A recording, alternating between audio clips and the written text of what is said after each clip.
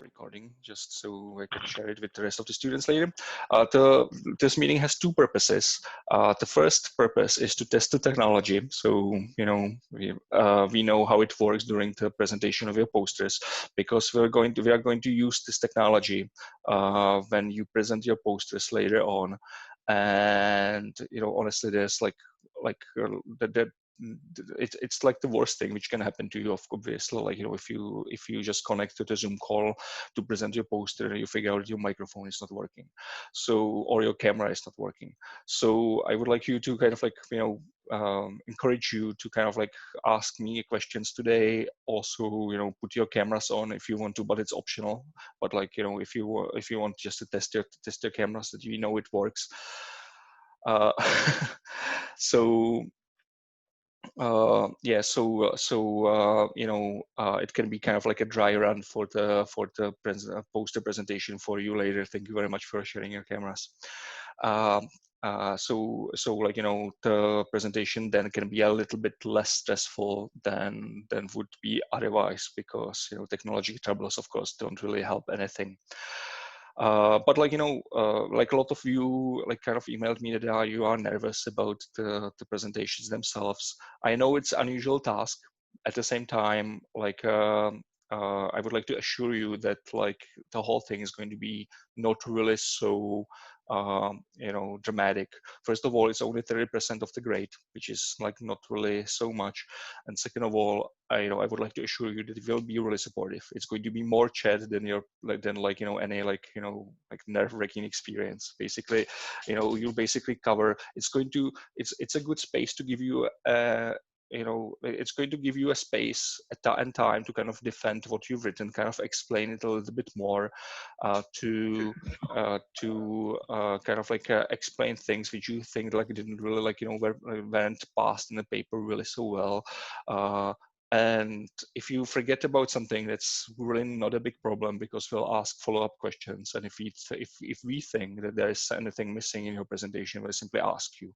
It's going to be a more of a chat. First, like, you'll start with the presentation, but then like we'll kind of like a follow into that, like a chat part, and we're just going to ask you a few questions. So that wouldn't be like that. It shouldn't be really like anything to be nervous about. So about the paper or the poster itself, I'm just going to share my screen with you. It would be great if you could confirm that you can see my screen. So I know that you can see what I see. Sometimes sometimes Zoom has a little bit of a delay. So now you should be able to see the brief. Does anybody see the brief? Yes. Yes. Perfect. So I'll just go through it quickly, so you know what is expected. To the submission itself, it has two parts. First one is the poster. Second one is the presentation, as we already kind of covered.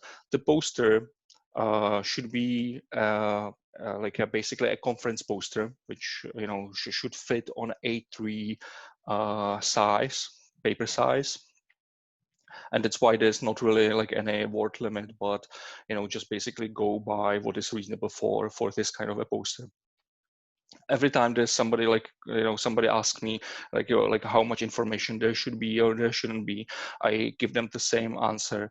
There is not really like there's not really like a straight answer to like how much information, because at certain point when you go with too much information, basically the poster loses its effectiveness. Try to imagine it as if you go to a conference and you see a number of posters like being like on display, and what would actually make an effective poster.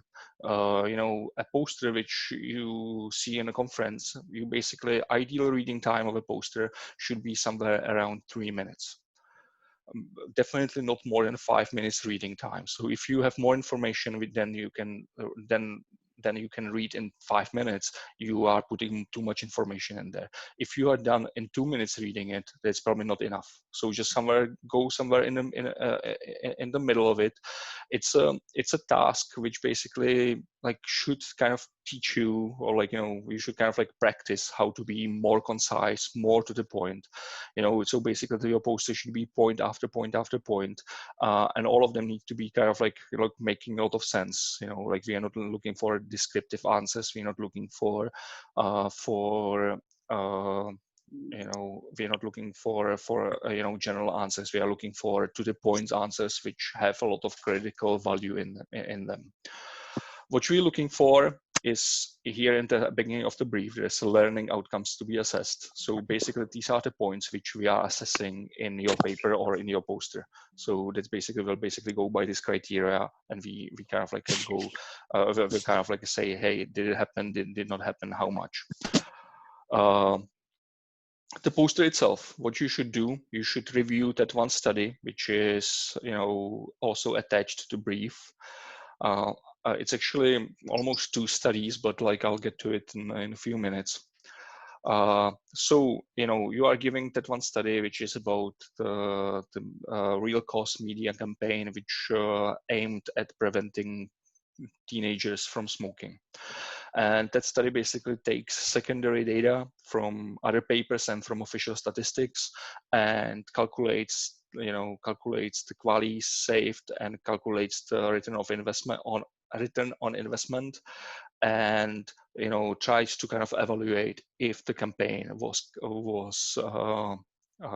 effective or not. You know, you probably already, like most of you probably already read the study which you're supposed to assess, so you know that like the claim that the paper claims that it was widely successful, and it was really like really effective way how to spend, you know, taxpayers' money on smoking prevention. On you, you know, in your poster, you should do things. You should review how the study was done, and you should judge the best way you can, evaluate whether the conclusions are correct based on if everything was done correctly or not. Of course, that's a difficult thing to do because, you know, these studies, there's many ways how they can go wrong, and it's exactly, you know, the critical task you should be doing. You know, you should really think hard about absolutely everything and judge for yourself whether it was done correctly or not. The poster should have 5 sections: background, methods, results, discussion, and policy implications. So in the background, you basically just have to say, first of all, what is the study trying to accomplish, and in what setting? That means you know, who was the campaign meant for, what was it supposed to do, and also what was happening in that area in the meantime, even if there was no study, what was happening. So kind of like an underlying trend of, you know, smoking between teenagers in the United States. Basically, that's your background. Methods, well, what kind of methods they used, and did they use them correctly? They used 2 methods. They used QALY saved, and they used return on investments. So you have to evaluate how well they did it, were there some better ways to do it or not. Then the results, again, like, you know, you should like first look at the results, and then you should also look at the certainty of the results. The discussion, that's kind of self-explanatory, and the policy implications, that's a section which you might basically that area of your poster should deal with the replicability of that study or that campaign. That means, for example, like many of you probably are not from the United States, some of you might.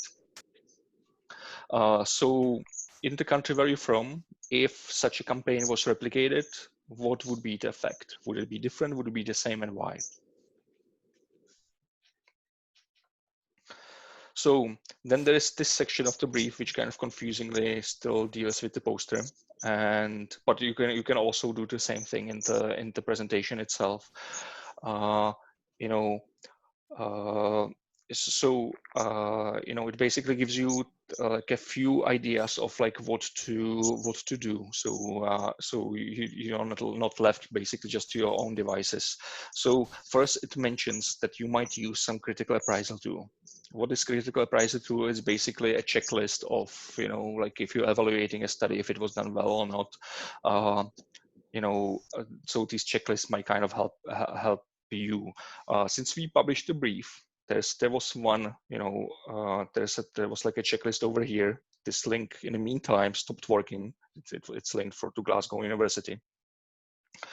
So I'll send you a different checklists, which you might find as well. Is basically like, but like even if you just like look for critical appraisal tool for a healthcare study, it will give you basically the same thing. So this is an example of it, of one checklist, and these checklists, they are for your inspiration only. For nothing else. They're basically checklists which tell you what a good study should do. And that means it's not written in stone. The checklists, they differ from each other, but they are good inspiration for when you're reviewing a study, what to look at. If they did this well or that well, or if there was a better way how to do it. So, for example, this critical appraisal skills program checklist, there's like a number of questions which you basically just apply to the study which you're examining. So, was the question well defined and posed? The second one, was a comprehensive description of the competing alternatives given. Like number of questions which you might just use and kind of like try to put it try to figure out if there's anything in this study which might be relevant. And in your poster, of course, you shouldn't really just like answer the questions, right? You should basically just like go through them all and figure out if there's anything relevant to the study, and if there's something which might be important to actually put it on your poster, because otherwise if you just keep addressing the questions, then your poster is going to be full of like really unnecessary information. Yeah, so the health outcome costs, if they were identified, if alternatives were identified, if they were valued credibly. Yeah, what is the result of the evaluation? And also, even from one company, there might be a few checklists. So there's another one over here, which I might send it to you in an announcement. And this like alternative checklist, it basically just looks into quantitative research. So like the basically deals only with the methodology. So they ask a slightly different question. A quantitative method, was it appropriate?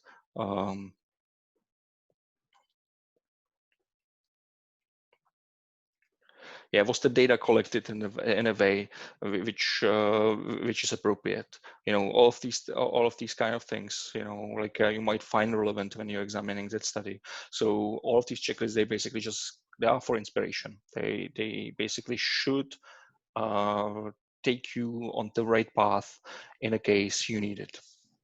So back to the brief. So in the study itself, what you should review, type of the economic valuation, what kind of economic valuation they used, and was it appropriate for its study? Well, they used the QALY, which has its own drawbacks, which we examined in the discussion forums.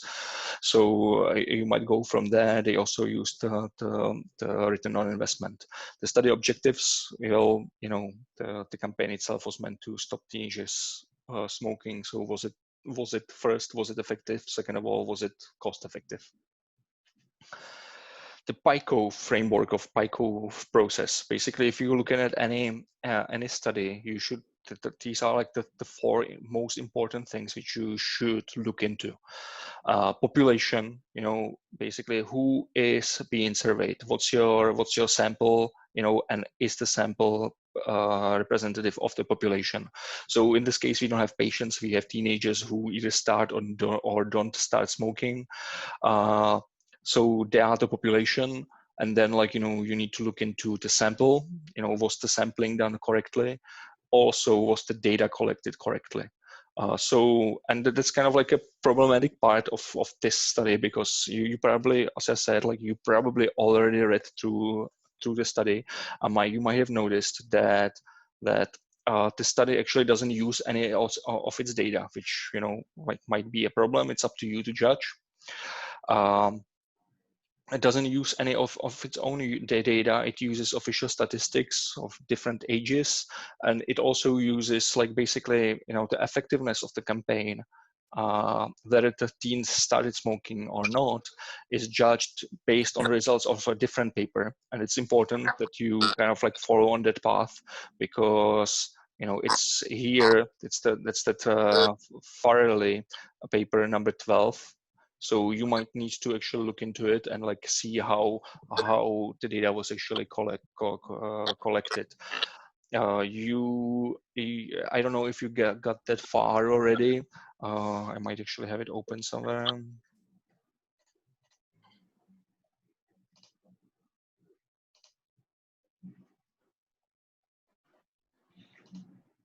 Yeah. So basically, you know, it was about teenagers between 11 and 18 years old. They basically asked them if it was self-reporting data. So they basically asked the teenagers, did you see the campaign? Was it did it have any influence on you? Did you start smoking in the meantime?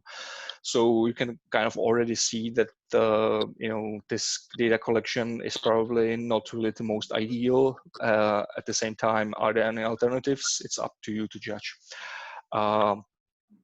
And you know, basically the campaign assessing, you know, if the teenagers are exposed to the campaign, and if they started smoking. It basically, there's like a nice chart here at the end, an appendix. It basically shows you, you know, for different ages, you know, wherever they started smoking. That's that like a thick line at the bottom, and then they have an alternative scenario which basically signifies what would happen if there was no campaign.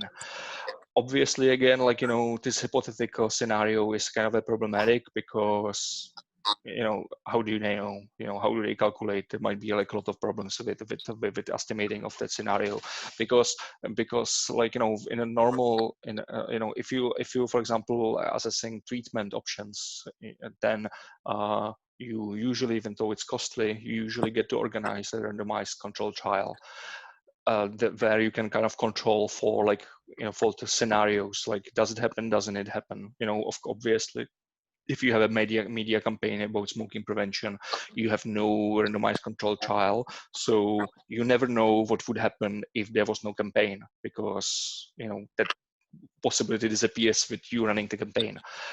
So you have to kind of like figure out what the null hypothesis actually is, and what would happen if nothing happened, if there was no campaign. And that's the biggest problem with figuring out causality in these kind of studies. And so, like, I'll let you to judge, you know, if this study which collected the data, if it's solid or not. I'm not really saying that way or that way. And also, like, you know, even if it wasn't solid, you know, you have to figure out if there was a better way to do it. I know it sounds kind of like a lot, but, you know, when you get to it, you find out that this assessment is actually, it's not, it's smart, you know. It's a good way how to think about it. You basically have to figure out problems and figure out if there are reasonable problems or unreasonable problems, and at the end you have to figure out if there's a way how to do it better.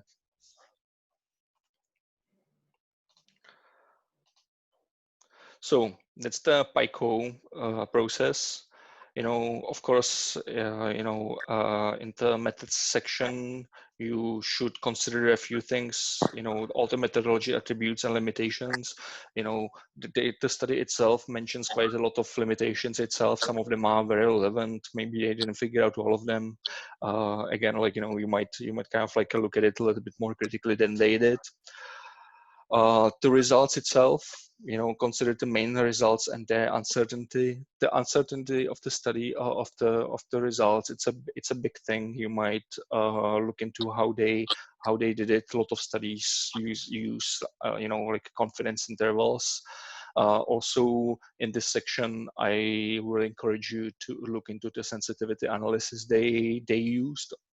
You probably, again, like, because you probably already read the study, you know that they used univariate sensitivity, and they basically just like kind of like played with how many people they smoked from smoking, and how will it like translate itself into the qualities. But like a good studies, they usually don't do only like one variable in sensitivity. Sensitivity study, just in a case you guys are not so familiar with it, they sensitivity studies are basically you calculate something, and then you will figure out how your result is dependent on the inputs, and you kind of play with the inputs and you kind of change them, and you find out how the result is changing depending on how you change the inputs.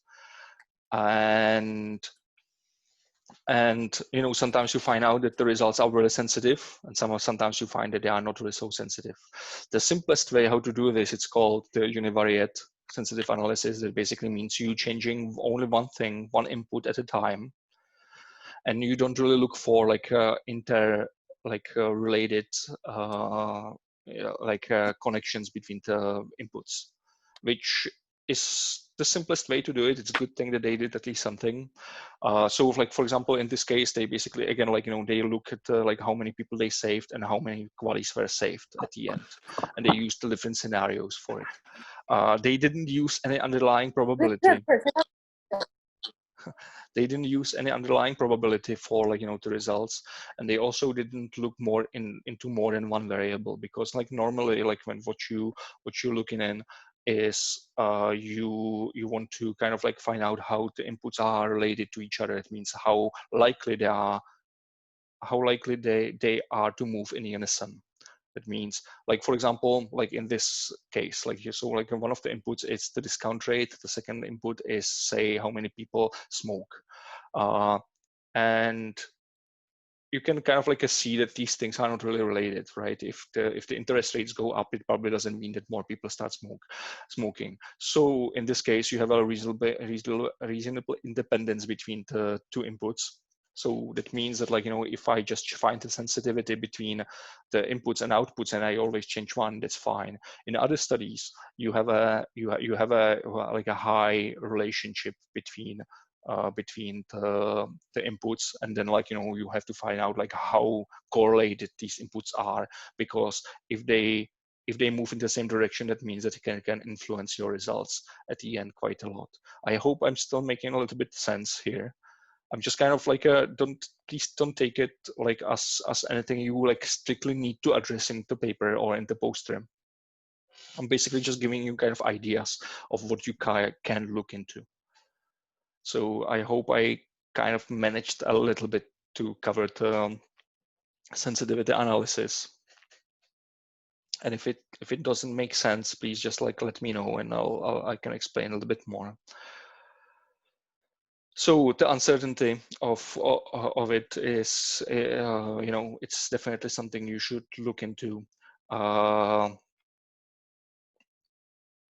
And yeah, on the other limitations of it as well, consider implications. And in the policy recommendation section, you should like look into like how the study can be replicated in your area. Anyway, like you should definitely also look into the discount rate they use for the return on investment calculation, because the paper doesn't really give it much scope. Like, it doesn't give it much attention. And it, like, it's just basically just like chosen at, I believe, 3.5%.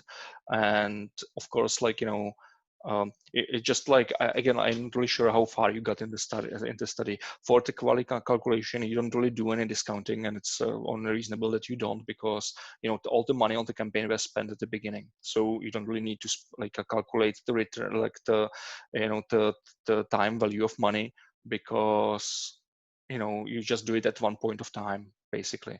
With return on investment, it's totally different situation, because you spend the money now, so it's the initial investment, and then you basically collect the reward of not so many people smoking and dying early or having their health problems.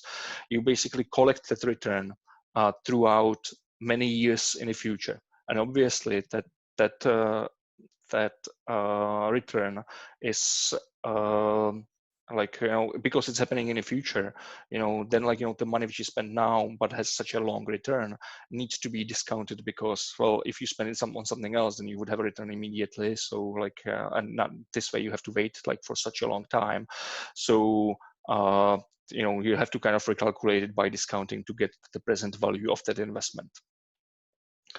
And so you can imagine that in such a calculation, if you're discounting something for 50 years, say, that the discount rate probably plays a big role. If you choose 2%, 1%, 5%, it gives you a very different results. So how reasonable it is that they use 3.5% in the paper, and if like sensitive analysis should have been done in that situation, I leave it up to you. All right, I'm kind of running out of things to say, so I would like to invite you to ask me any questions which you might have. Yes, hello. Yes, I would like Martin much for the presentation. I think I have some problems with the sound. I would like, first of all, to ask you about the timings of the presentation. Yeah. So we have deadline for the poster on 9th July. When it will be scheduled? Yeah. So how is it going to go? Like, it's still a little bit in the works, and it's going to be organized by my colleague Sarah. Basically we'll have a few days and times kind of like spread around the day, and you will be able to choose the time. It's mostly because, like, obviously a lot of you are kind of spread out all around the world. Like, we have students from Asia as well, we have students from LA or Caribbean. So we don't want you to basically take the presentation in the middle of the night. So like, you'll be able to choose your slot. We don't really have the dates for it yet, but we should really let you know in this week or next one about which day is going to be. But yeah, like, in the 2 weeks following the poster submission, you'll basically you'll be asked to register for a date to present your paper. My last question. If I understand correctly, the poster, we don't have any limit of words. Yeah. Like, the space is the limit. The space isn't the limit, but again, like, there's an example, totally unrelated poster. Like, it's just an idea how academic poster looks like. You might see that, like, this poster actually uses a lot of graphics. It's not in any way necessary, but sometimes may be very helpful, to kind of like include a chart, for example. If you want to like put the cost effectiveness plane in there, or the underlying trend of the smoking in the United States. If you have a point about that in the poster, it might kind of like nicely illustrate it. But again, like, the word count is basically between, I think, 3 or 4 minutes of reading time should be the ideal. It basically, the poster should be, if you saw a poster in a conference, you would not want to spend more than 4 minutes on it, and it should be basically in 4 minutes, in 3-4 minutes, it should be able to communicate all of its points effectively, and that's basically what you're trying to do. I know it's kind of like a vague requirement. At the same time, like, it's a relevant skill. It's basically about being as concise and as to the point as possible, and you basically have to make your points really effectively carrying the the information which you need to be carried.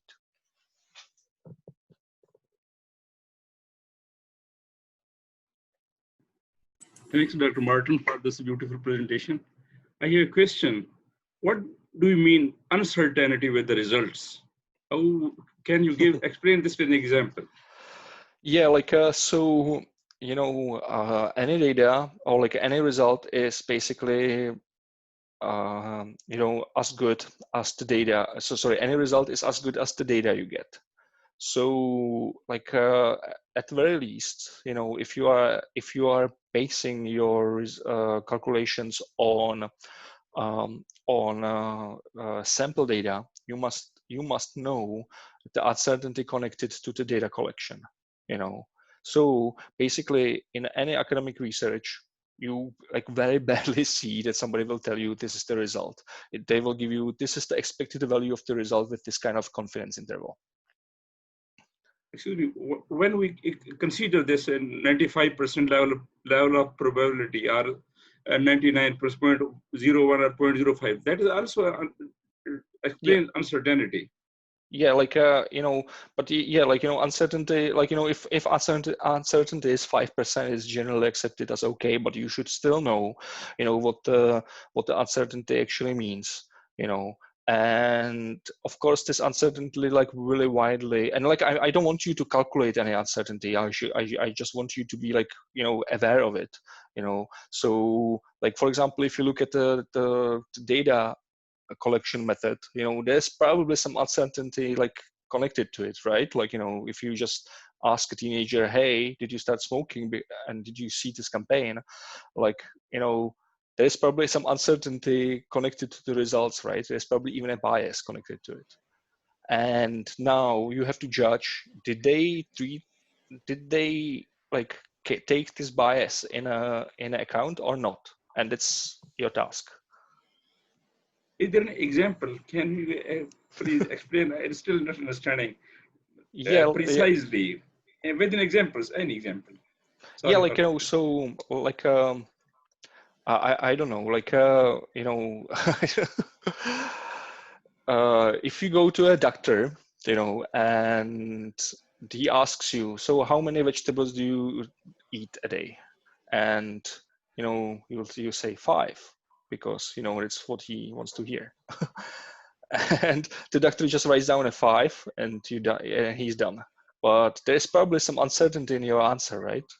You know, because self-reporting data have bias, you know, and that probably doubly applies to, you know, our survey group. So that's like one of the, you know, you basically have to judge these biases and if they are present or not and how big a problem they are, you know. And obviously, like, you know, if you find a different research which kind of quantifies these biases, that's even better, but like it's not really necessary, but like that would be of course the ideal way to do it. The second uncertainty you have there, like, and I'm kind of like helping you probably a little bit too much, but you know, another uncertainty you have there is that, like, you know, to figure out the causal, you know, basically the paper says, because we did this campaign, you know, this many people didn't start smoking. But your problem with that is not only that you don't know if they really didn't start smoking because of this campaign, you also don't know what would have happened if there was no campaign, because, you know, that situation simply like was never realized. You know, you basically just like, you know, started a campaign and then like, you know, like does something. But, you know, if it's the causal effect of the campaign is a totally different question, right? Is it the result of the study or not? And there's a huge uncertainty connected to it. And so you might do some of your own independent research and like trying to judge for yourself what would have happened if there was no campaign. You know, because, and it wasn't like, you know, even if you see like a dip in a data, you know, doesn't mean it's influence of this campaign, right? Because you don't know what teachers are doing in schools, if they are doing any like anti-smoking promotion, you don't know what kind of influence parents have, you know, all of these things you don't know. So uncertainty. Right. Okay, please, I have a question and answer now. Okay, my question is that the intervention compare between real campaign, real cost campaign, and do nothing, like no intervention. Yeah. So is it okay for just kind of evaluation without any campaign or anything else? Yeah, like, you know, like a no campaign should be always, you know, the alternative scenario which you compare it to. It's like, you know, you basically want to figure out if you did nothing, what would happen? And, you know, if compared to that, the campaign was effective, like cost effective, you know. So yeah, like, you know, that should be like, you know, as we call, that should be the null hypothesis, you know, your comparator in your in your like that's what they do in the study anyway. Like, you know, they basically say, hey, you know, we saved this much money and this much life or this many qualities because we did the campaign. Okay. You know, as compared to doing nothing. Okay. Okay, my second question is that, so are we going to follow the background, the method, the discussion, and the result one by one in our poster, the way the original result is? Yeah, like exactly. we're going to criticize the background, we are going to criticize the method.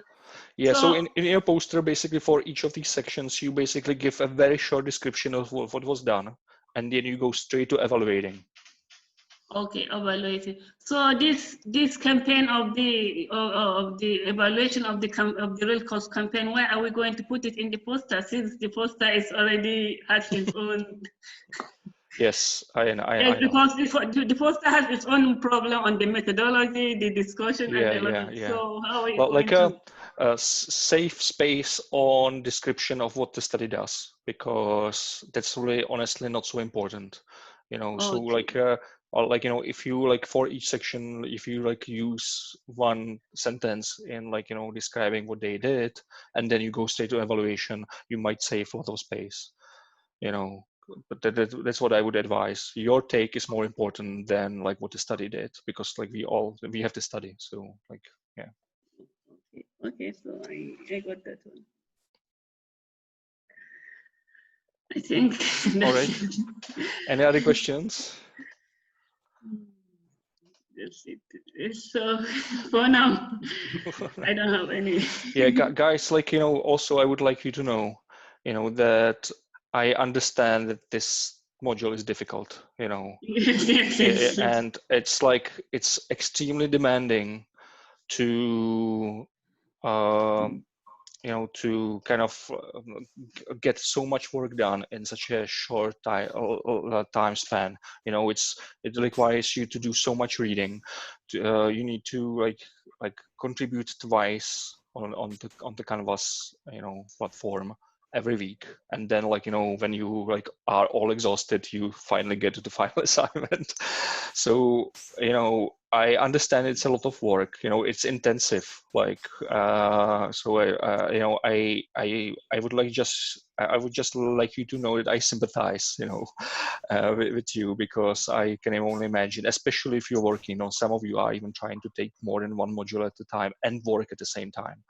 So, you know, I understand that we are all exhausted, and you know, just like, please, like, you know, it will be over in a few weeks. So we just like try to get through it, and hopefully the module will be like, it will give you a lot of interesting things to think about, because like the module should really like introduce you to the concept of the opportunity cost, and like kind of like to show you like first, you know, how difficult it actually is to decide between programs and what should get funded and what shouldn't. And the second, it should show you like all of the problems there are with the evaluation of what can be done, you know, because we are basically dealing with uncertain outcomes all the time, and make any decisions in this like complex world is really difficult, you know. So yeah, so like, you know, these two outcomes, if you take them from a module, I would be really happy. I have a question. Yeah. So my question is, I'm not sure if what the previous person asked is the same, but do we have to include like references from the paper of what we're actually critiquing? Say for instance, like the sensitive analysis. Yeah. I think that the sensitive analysis was uncertain and it was robust. Do I have to include from the paper what those sensitive analysis is?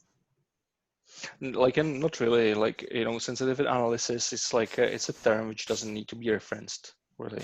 Like, Okay. you know, if you want to like pass a judgment on it, then like, you know, it's better to have a reference. You know, for example, if you say this kind of like sensitive analysis is like much more robust than the one you used, and then like, you know, it's better to have a like a reference there. But at the same time, even that is kind of given, I think, you know. So like I would probably save the like 5 precious references you have. I would save them for like statistics you might want to mention. Okay. You know, like obviously everybody knows that multivariate sensitivity analysis is better than univariate, for example. So I don't think it's like a point which needs to be referenced, for example. All right, in chat we have some questions. By the way, like, you know,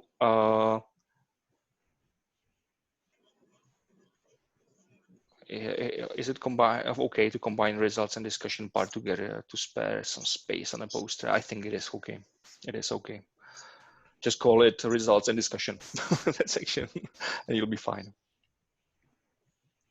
Yeah, like if anybody wants to like try to speak, you know, just so we know that your mic is working, and you know, so also like during the presentation you'll be required to share your screen. But like again, like, you know, as long as your mic is working during the presentation, everything is going to be all right, because we'll have your papers, your posters ready, and if anything goes wrong, we'll just like upload it for you on the screen, and we'll just like, you know, move the mouse for you if you want to.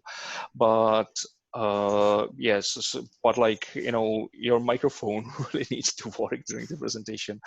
So if anybody wants to test it right now, you can just tell me hello and I will see if it works or not.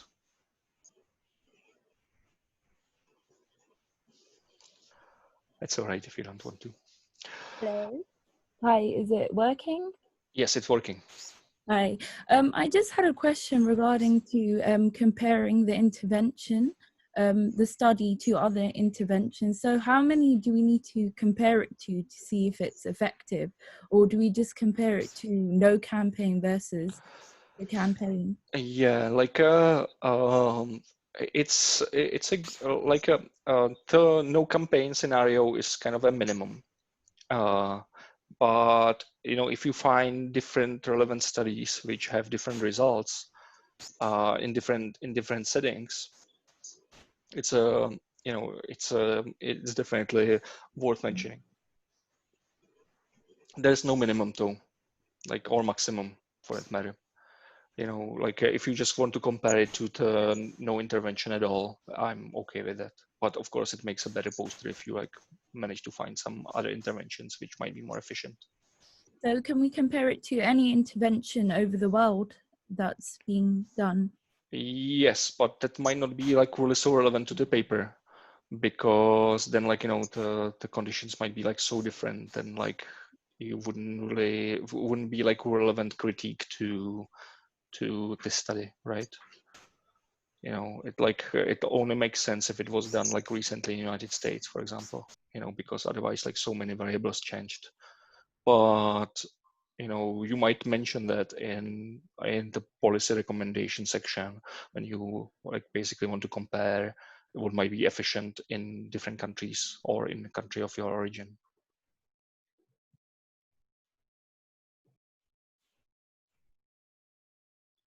So, please, I have another question. Yep. I'm sorry. So about the guidelines in the UK and in the US and other European countries, like UK, they already have their own needs, healthcare, their own guidelines. That's the needs. So where in the US they don't have something like that. So how are you going to criticize that one? Well, the situation in the United States is very much different, right? Because like Yes. the cost per quality is like somewhere totally different, because the government really like doesn't really fund most of the healthcare, right? so it's really easy for them to like set the value of human's life really high, because it's not their money to give.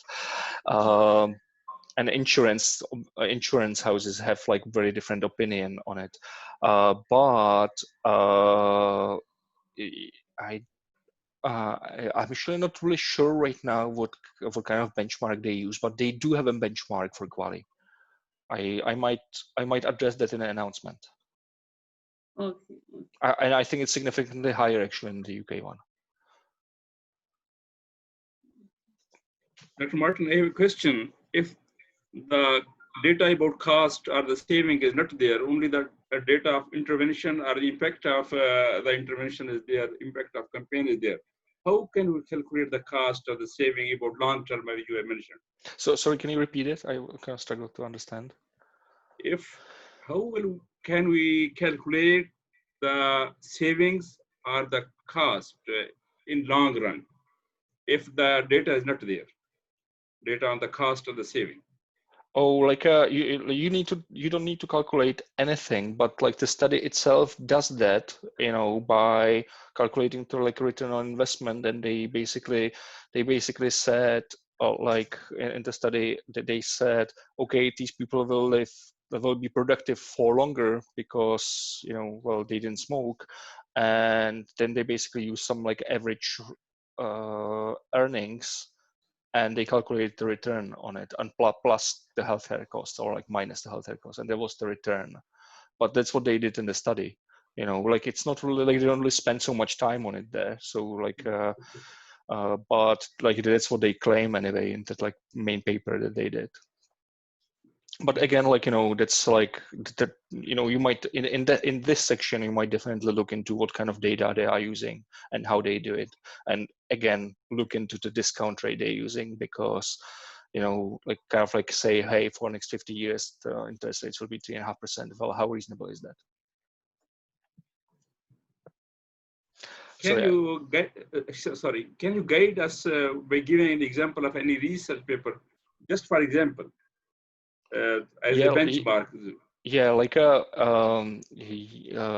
for these like a long-term studies, actually like using that interest rate of 3.5% is like it's what most people do, but they also usually kind of like make it sound a little bit less certain. Because we know that like the discount rate, for example, is not going to be 3.5%. It's going to be something else. But like how probable it is to actually like what is it going to be? That's a totally different question. I might look for a paper to send you about like these like a long-term like return on investments if you want, and the problematic of it. Yeah. Thank you so much. Thank you so much. Thank you. We'll wait. Okay, somebody was raising hand before.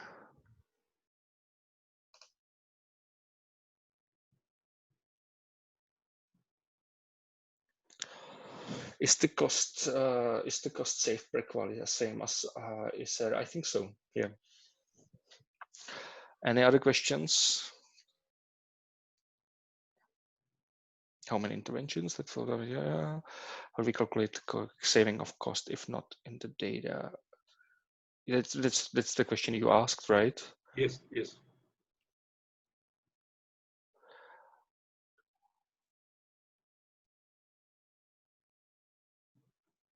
Yes, it's already answered. Can you explain discounting? Oh, okay, that's a big topic. Basically, discounting is based on something which we call time value of money, which is one of the least intuitive concepts you might actually hear in economics. But it's really important. It basically tells you that money which you receive in the future is worth less than the money which you receive now, and not only because of inflation, which like plays a big role in there as well. Just like imagine it this way: like if somebody tells you, "Hey, I'll give you $1 million, but I can do it now, or I can do it in 100 years." You'll probably immediately decide to take it in now, right? Mostly because even if you didn't need the money right now, you would probably just put it in a bank account and let it rise over time, and in 100 years, if you're still there alive, you will have much more money, right? And that the difference of how much the money is worth more now than in the future is basically given by the interest rate you can get on the money. So if you receive some money in the future and you want to know what is it worth now, you basically have to take that interest rate from that future money. And that process in which you're doing it, it's called discounting. So you basically, so if, let's say, if you receive $1,000 next year, what is it worth to you now? Well, it's $1,000 minus interest rate. That's it. And that process of like taking that like interest retrospectively, to get to current time is called discounting. Obviously, it changes a lot, if you have a big interest rate or small interest rate. And that's exactly what they are doing with that return of investment on investment in that paper. They basically say, hey, our benefits are spread over next 50 years, and we are recalculating the worth of the payments or like all that benefits over next 50 years to current time. And we're using 3% discount rate to do it. I hope that makes sense. It's honestly like, try to read something a little bit about it, because, like every time I try to explain somebody the time value of money, the first thing is like outright confusion, but it actually makes a lot of sense. It basically represents the fact that like, you can do something with your money in the meantime. So the opportunity cost of having that money is huge, while if you get it in the future, it's worth less because you might have earned something on that same money in the meantime. So time value of money, read about it and you'll be fine, and yeah, discounting can do a lot in analysis. Unfortunately, it's one of the like least intuitive but the most damaging things, because it's honestly, it's like one of the most terrible things in the healthcare evaluation, because quite often you find out that some treatments are cost effective in certain times, but not in other, because the interest rate changes. And just try to explain it to a patient, obviously, like, that's yeah, like unfortunately that's how it works, like yeah, sometimes money is expensive and sometimes money is cheap. Luckily, like recently we lived throughout 10 years and now it will look like it's going to continue. We lived throughout times when money were cheap and like healthcare investments actually got paid because of it, because it was easier to like there wasn't like so many investments in the world to be competing with healthcare. That's basically the extent of what was happening last 10 years.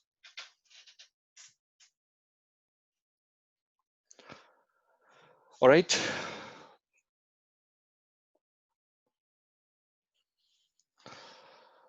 So if there isn't any other questions, I will thank you all for your attention today and that you came to join us today. I really appreciate it. I hope it answered a lot of your questions. There's one more shot. Thank you. Okay. I hope that answered a lot of your questions throughout, for the assignment. And once more, don't be nervous about the presentation. It's going to be all right. We'll just have you'll just tell us what you did, and we'll have a friendly chat.